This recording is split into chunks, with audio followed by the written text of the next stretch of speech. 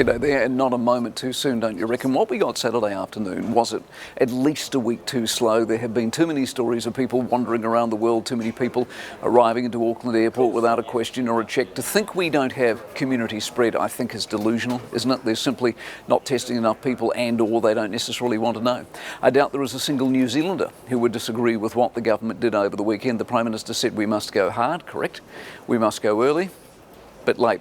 The cost of this will be enormous, and that should be being addressed today. The fact that it isn't is yet another example of a government that has been caught in too many meetings and doesn't know how to be bold. You don't close your country on a Saturday and tell us to wait 3 days to be told how the economic gaps are going to be filled. A lot of governments have been too slow all over the world, but that doesn't excuse this. You can see the result of governments being too slow, for goodness sake. What we all need and want right now is leadership and certainty.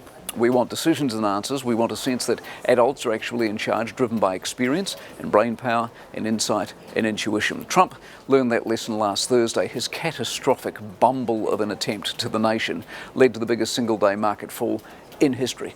By Saturday morning, when he declared a state of emergency, the market and business got what it needed: confidence. This is a confidence play. The virus is a health emergency, yes, but the bigger problem is the economic fallout from a disproportionate reaction. The world has decided basically to freak out, and we are all going to pay the price for at least half a year, if not the whole year. Yes, it will all work out fine in the end, it always does, but how we handle this now affects tremendously what sort of shape we're in when we bounce out the other side. And without making this too political, what has dogged this government is indecision. They are talkers and meters and procrastinators. This is not a time for any of that. I just wish there were more of them that had run a country through the tough days. I mean, be honest, be brutally honest. Given the GFC in Christchurch and how we experienced that, if somebody like John Key was still here, would the decisions have taken this long?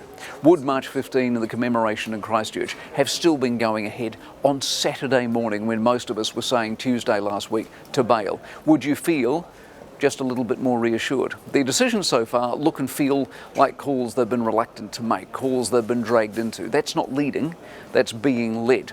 So let's hope tomorrow and the economic story is deeply impressive.